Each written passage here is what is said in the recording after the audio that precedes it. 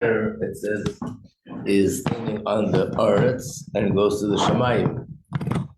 And by Avram, Odase by Avram, Lechal Chami Artzacha, Elarza Shareka, means bittul. Yeah, that it's the way to develop bittul is by being more connected to his sherish and neshama.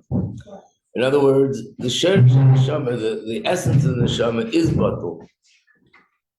But we don't feel that part of the neshama. So the more we're in touch with our essence, the more we will feel bittul.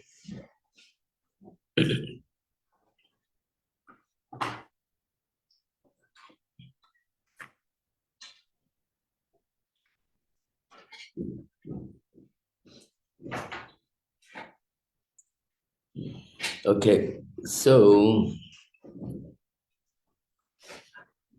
I think we're on top of page 9, second line, second word, the im.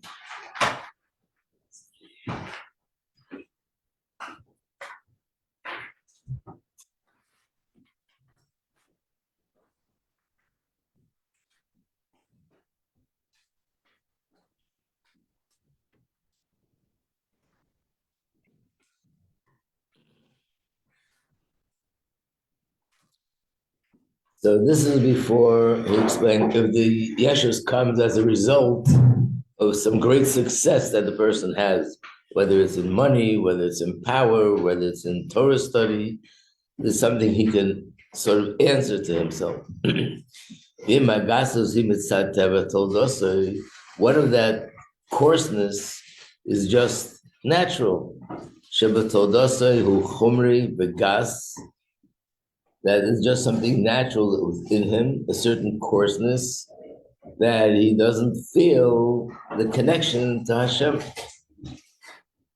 which means it's not something I could be misburdened, and this is bodiness would change my perspective. It's something which is sort of just part of my chemistry. I guess it means that just like people are born with different talents. Let's say some people are naturally geniuses. It's not that they worked on it, or they studied a lot, or they studied hard. They're just born naturally. Since they're little children, they display genius brains. That means that the physical, biological brain is just on a different level. Even though in Chassidus it says that the power of intellect comes from the neshama, not from the physical material, not from the physical flesh and blood. But the truth is the physical part of the body, which is the brain, is the keli for that power. So that keli is more refined than it is. It could allow deeper aspects of the neshama to surface. If the keli is more coarse, then only a little bit of the neshama's power could surface, just like any other keli. If you have a keli that's 1 ounce, only you can put in 1 ounce of liquid in there. If it's a keli that holds 10 gallons, you can put in 10 gallons of liquid. That's in quantity. The same is also in quality. Obviously, there's something about the brain, the physical organ, the brain, that is something about it that's different than other organs of the body. And because of that, it's a vessel for intellect. The fingers don't have that power, and the feet don't have that power. But it's the moyach, the brain, that contains the power of intellect in it. So there must be something about the brain, the physical design of the brain, the physical chemistry of the brain, that makes it a keli for seichel. So the more that's refined, the more seichel could be there. So the same could also be in a spiritual sense, that there's a guf that's naturally fine, and then there's a guf that's naturally more coarse and needs more work. That's called chumri v'gas, and that chumri v'gas, that coarseness, leads the person to be very arrogant.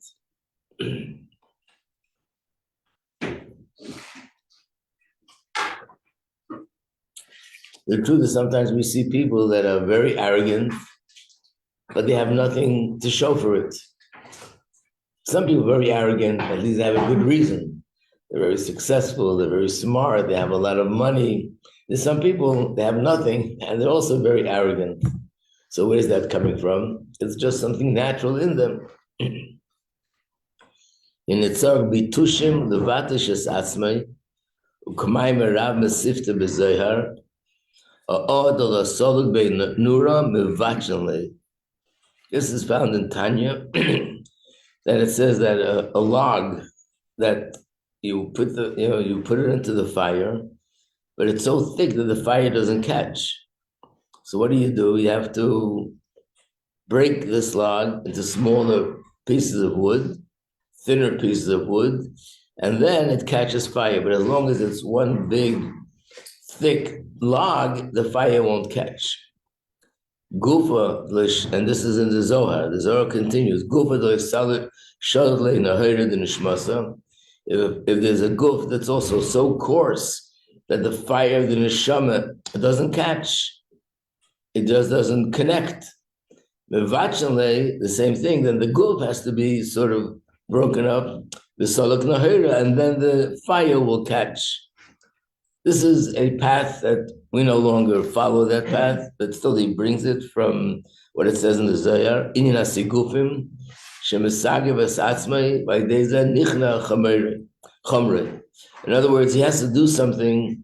Years ago, this was a process of self-infliction, and the objective was to refine and subdue the guf, that the guf shouldn't be so coarse and so resistant.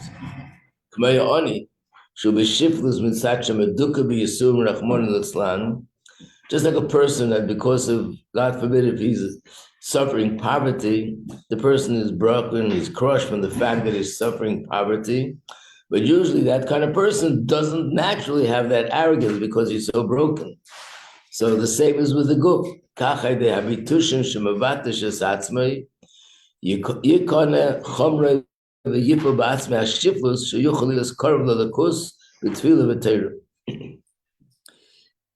probably this thing that he's talking about is also not so common. The more common thing is that a person that has this character trait of arrogance, usually it's based on something that they're successful with, and that breeds arrogance. Either they're successful intellectually, they're superior to others, or financially they're superior to others, or some other athletically they're superior to others. And in that case, we have to think to ourselves what he said before, that every gift that I have and every talent that I have is all a gift that was given from Hashem to me, and therefore it shouldn't lead to arrogance. On the contrary, it should make a person feel more humble. It should make him feel more humble, realizing where it's coming from.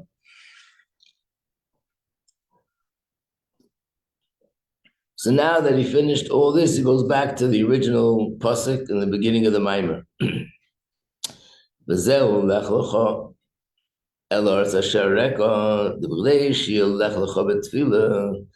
order for a person to be able to have the proper halicha, he should be able to move forward, advance in davening, or like you said before, not just advance, but climb higher and higher, like on a ladder.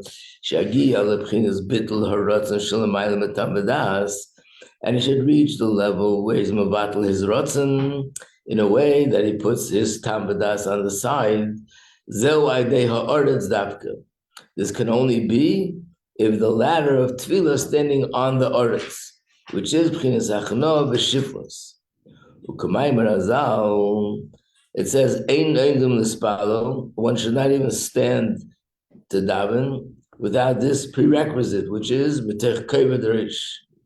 What does kavod reish mean? Literally, kavod means heaviness, reish means the head. So Rashi says it means achno v'shiflos. It means humility. That before I daven to Hashem, a person should approach davening to Hashem with humility. It's interesting to note, I don't know if you ever had the chance to learn these halachas inside the Shulchan Aruch, but in the Shulchan Aruch, when it talks about the chazan is the one that leads the davening. It always says he should go down to lead the davening. Go down, Yerid. Why would they say go down? Years ago, We don't have it today. I haven't seen it anywhere. But years ago in a shul, the place where the chazan stood to daven was a step lower than the rest of the shul. Down. Right. It's interesting. When it comes to reading the Torah, we go up. We go up on a platform. That's why it's called aliyah. Why is it called an aliyah when you get called to the Torah? Because you have to go up on a platform. The one who leads the davening is just the opposite. He has to go down on a lower level to daven. And the reason for that is because of this, because the davening has to be based on bittul. So therefore, before we start the davening, he goes down.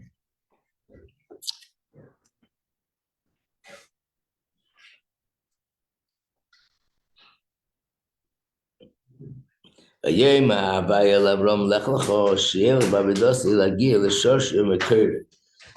Avinu was told that he has to reach his source, his roots of his neshama, through the Aveda of Birurim. And this is what Avraham Avinu did. He traveled wherever he was able to reach. And wherever he was able to reach, his purpose of traveling was to bring the presence of Hashem amongst the people. In those days, everybody was worshiping idols. And it says, Echad Avram. He was one and only in the whole world.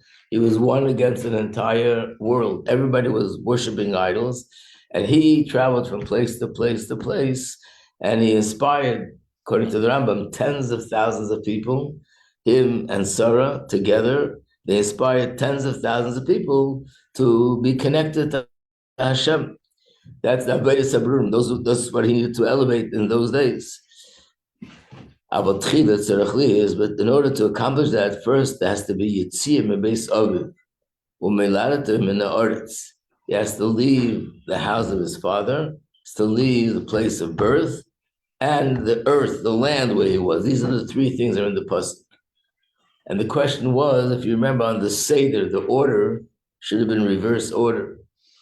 So the reason why he used this order, because in terms of the personal Aveda, this is the proper order.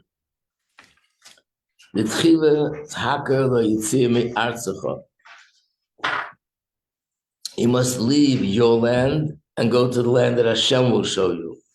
Now we just finished saying that the land, the word Eretz, represents something which is the lowest thing. Everyone walks on the land, humans, animals, trees are on top of the earth. The earth is the lowest thing. So therefore, earth represents humility. But there's also Oretz in Klippa. There's Oretz in Kedusha, and there's Oretz in Klippa. And that's what Hashem told Abraham. You have to leave the Oretz that you were there before and go to the Oretz, which is Eretz Yisrael. What is Oretz and Klippa? If Oretz means humility, how could it be Klippa? So he says, Oretz al-Umazeh means Kishem Shiesh Eretz B'Kedusha, just like there's Oretz in Kedusha, which is Bittul, Kain Yesh Eretz B'Umazeh. There's also Eretz in the other side. Like it says, Vayimtzu Biko Eretz Shinar, the land of Shinar. Shinar is Babylon, which represented the Klippa in those days. That's the opposite of godliness. And he found the Biko, he found a valley. A valley is also very low, but this is a valley in Shinar. That means it's going low, but the low is not humility, it's something else, which is actually negative. But this is something else.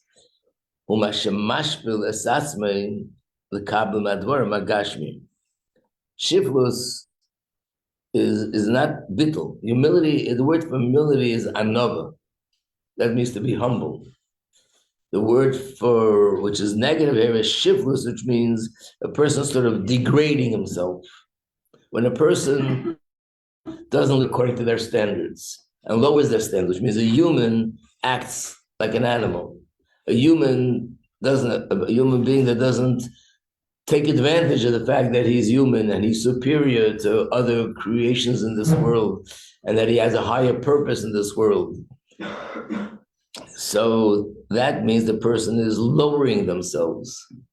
And that's Eretz, but in the realm of Klippa.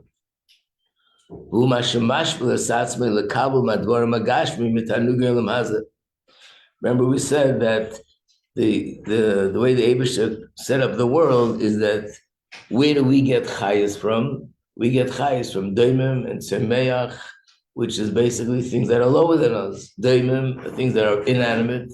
Tzemeach is the plant kingdom. Chai is the animal kingdom, and that's what's giving us life. So how is it possible that the humans are in a higher plane? How can it be that we need the animals to provide us with life? We need plants to provide us with life, and we need something like water, which is altogether inanimate, to supply us with life.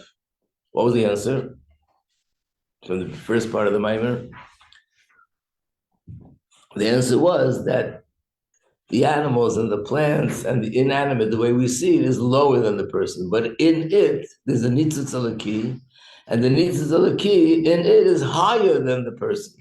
And that's why it's able to give us chayes. Because we come from Olam HaTikun, and the nitzitzis in these things come from Olam HaTayru, which is higher than Tikun. And therefore, when we elevate it and connect it to its source, it's something higher than our own source. So it depends. If a person indulges in eating and drinking in physical tivus and pleasures just for the sake of it, then they're actually degrading themselves. They're becoming the makabel, and the gashmis is becoming the mashpia. If I'm elevating it, then I'm the mashpia, and they're the makabel. So does the chicken become a person? Does the person become a chicken? That's the difference.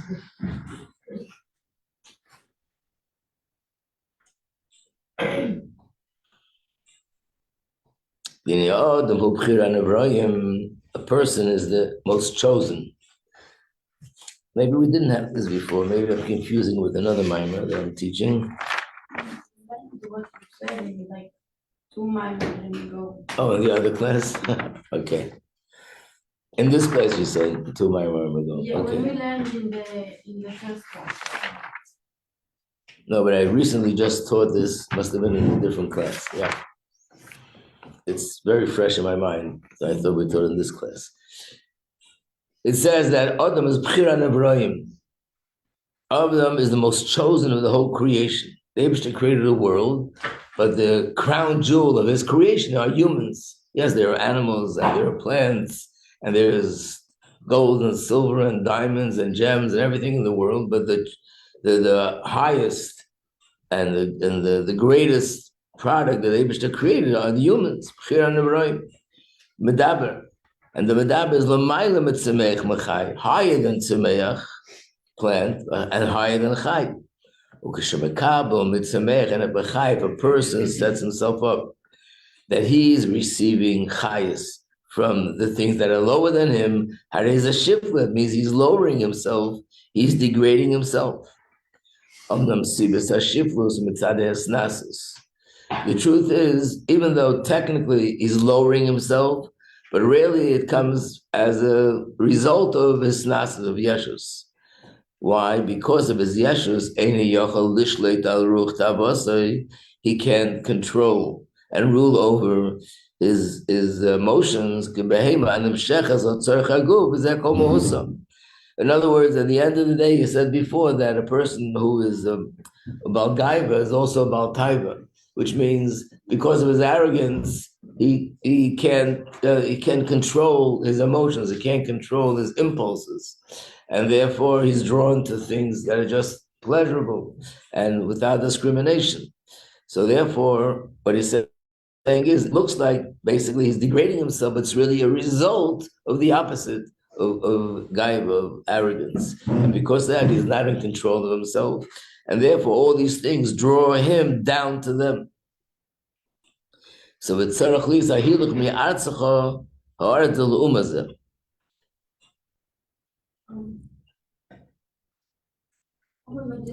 Yeah.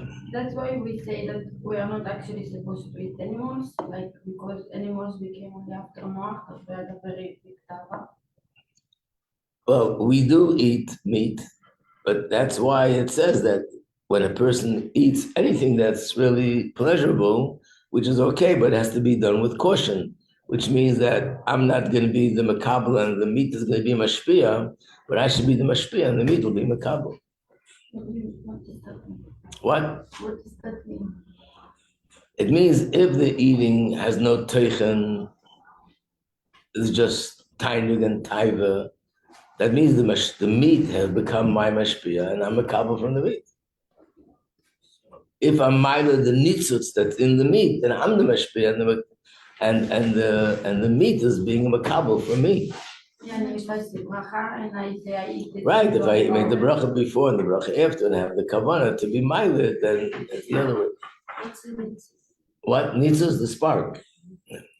There's another interpretation of other Maimarim I mentioned before that we're going to talk about it, and that is there's a thin line, and that becomes confusing. Is what's the difference between bittul, humility, which is a positive thing, and a lack of self-esteem, which is a negative thing?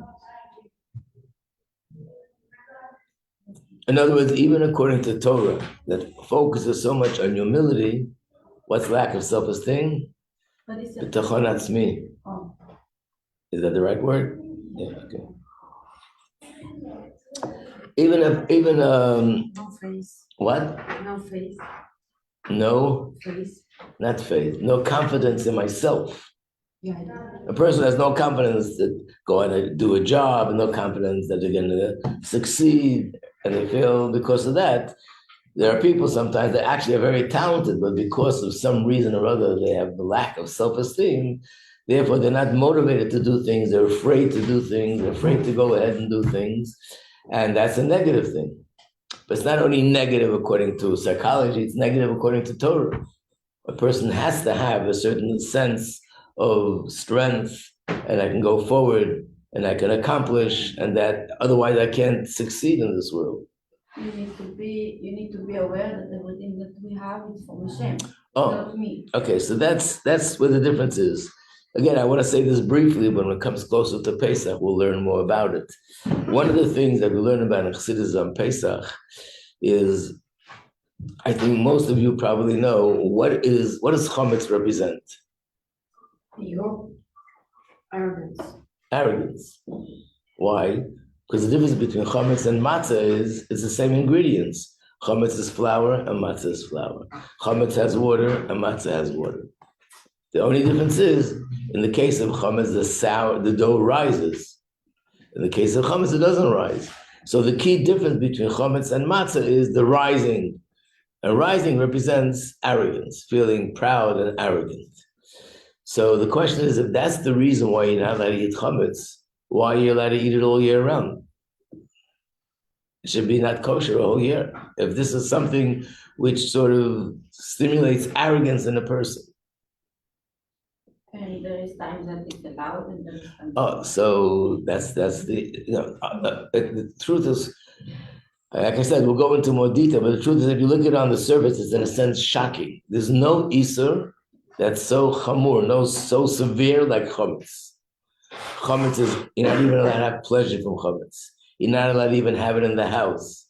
You have to burn it. You have to go search with a candle. It shouldn't be a little tiny, teensy-weensy little crumb is not allowed to be in the house. No other thing with treif, no other kind of treif has such a severe thing. And not only that, in halacha, why is it with a crumb? Because normally in halacha there's a concept of bittul, that there is much more kosher than the treif. The treif becomes batul.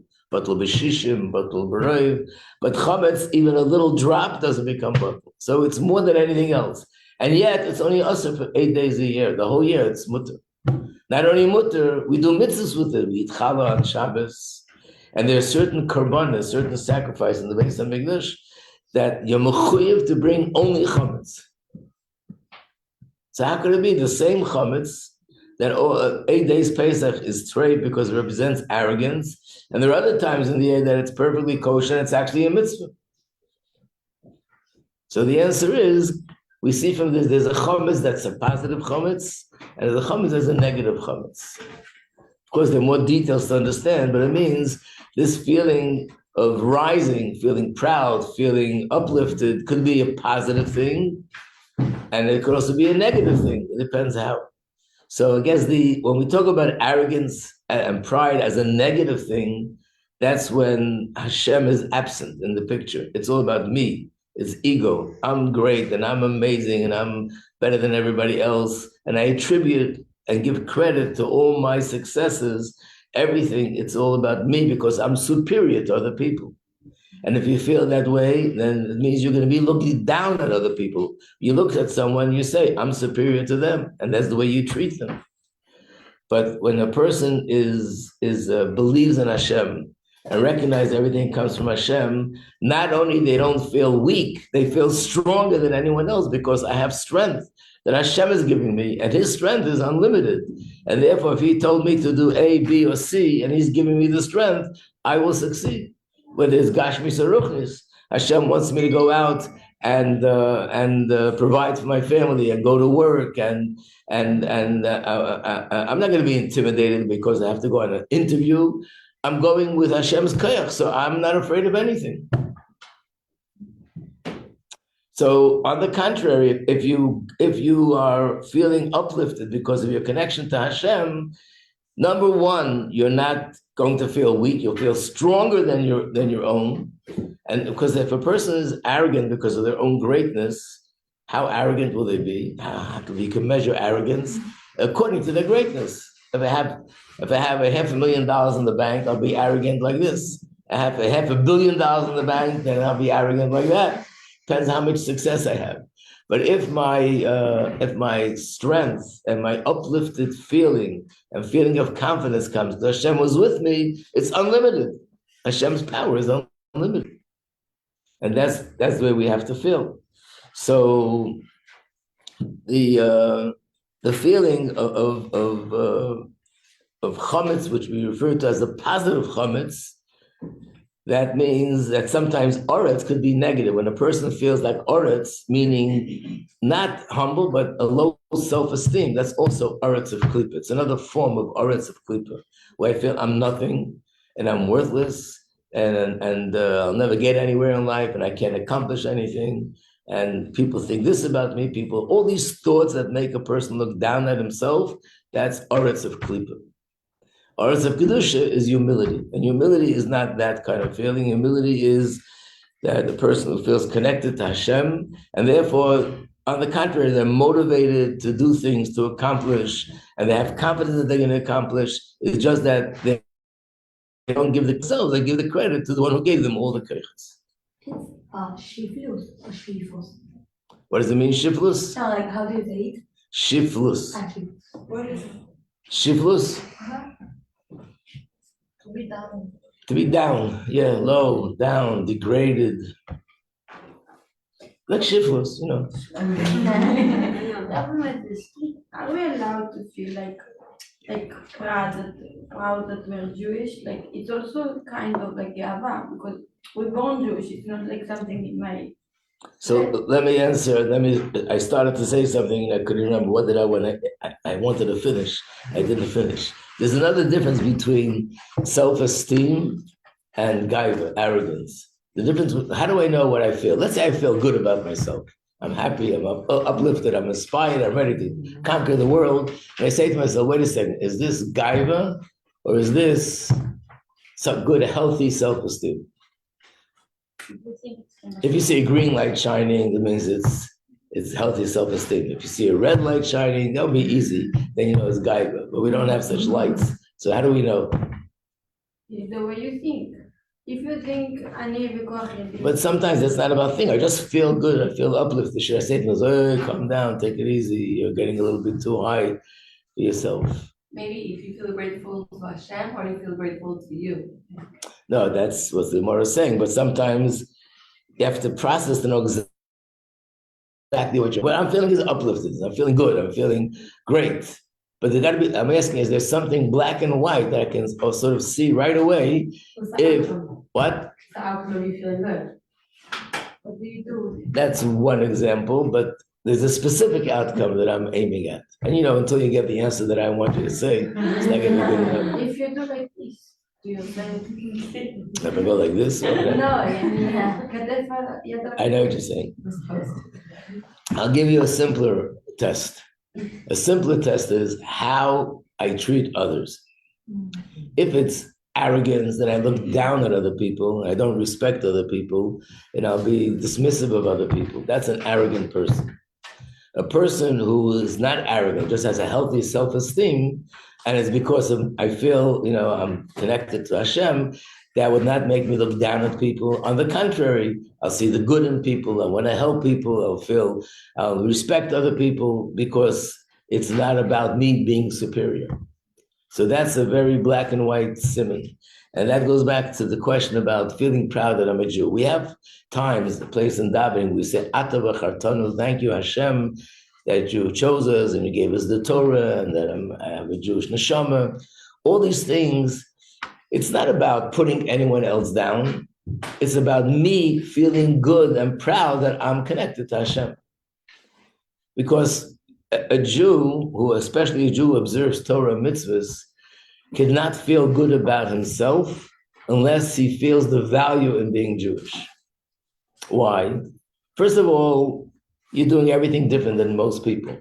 Right? A man gets up in the morning, puts on tefillin, puts a box on his head, puts a box over here. What is everybody else thinking? Are you okay? Is everything fine? Taking blood pressure? What is this happening? Okay. He's normally just puts these boxes on. Okay. A few months later, he's taking a big stick, a lulav and esrog, and he's shaking here and shaking there and shaking there. Also strange. Everything we do is very different than the rest of the world. Either I feel inferior, like, okay, everybody else is normal and I'm not, or I feel the value of what I'm doing and I feel great. So if you're different than everybody else, but you're different because you have a certain mission, a certain shlichus. I always think of this example, somehow it's stuck in my head, is that when an astronaut goes to outer space, the whole world is watching, and you see this person with a suit, he's wearing something nobody else wears. He's wearing a big suit, he can't even walk straight, he bobbles back and forth. His face is covered with glass. Is he embarrassed because he's different? Is his family embarrassed because he's different? No, they're very proud, right? This pride, does that make them look down at everybody else that's not flying to the moon? Also not. It's not about other people. It's about me. I understand what I'm doing. I'm doing something which is going to contribute to the history of the world. So I'm very proud that I was chosen to do this. It's not about putting anyone else down. It's about appreciating what I have and who I am. So therefore, a person who is truly has self-esteem and realizes for Hashem, that's not arrogance. That's a healthy feeling. We have to feel proud of who I am. That comes from appreciating Torah and appreciating mitzvahs.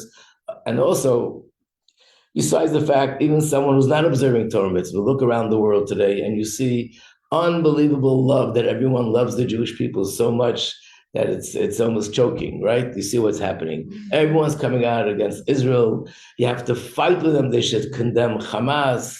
It's like you see, unfortunately, so much anti-Semitism, and we saw this throughout history. So either I will feel inferior, or I will value what I have, and I'll be proud of who I am, in spite of the fact that everybody else is telling me otherwise.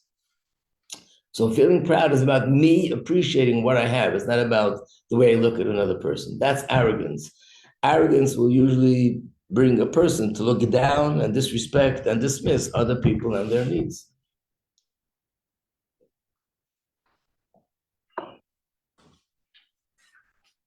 So that's Eretz the Klipper. And here also you have to go away, Artzacha, leave that Eretz and go to this Eretz. Eretz the Kedusha, Shiflus of Kedusha. Miladetecha means a place of birth, but Miladetecha also has another meaning, Regilus.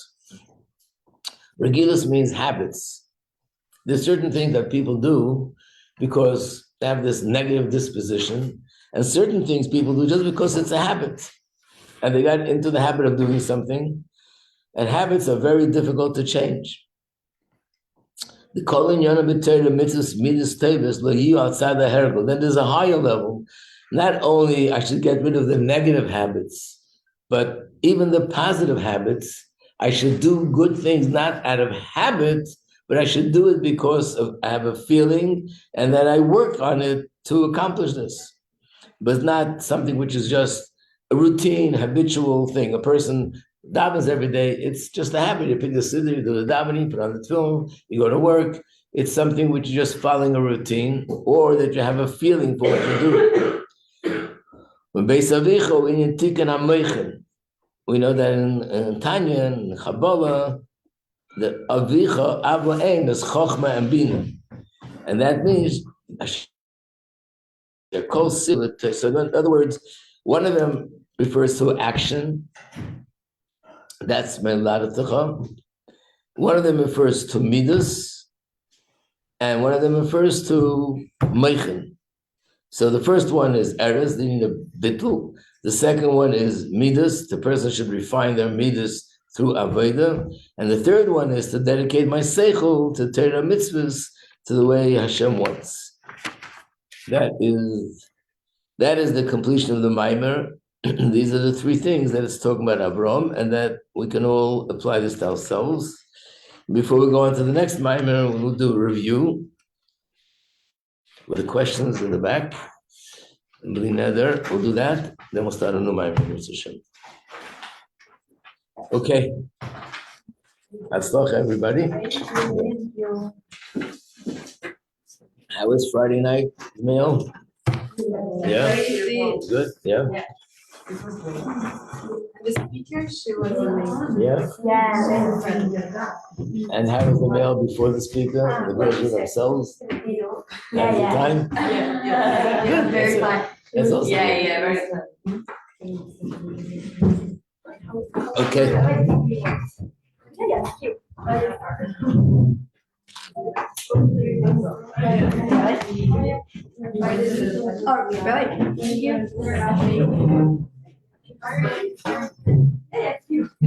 That's where the video where I was going to say I was afraid. Yes, thank you. No chocolate. And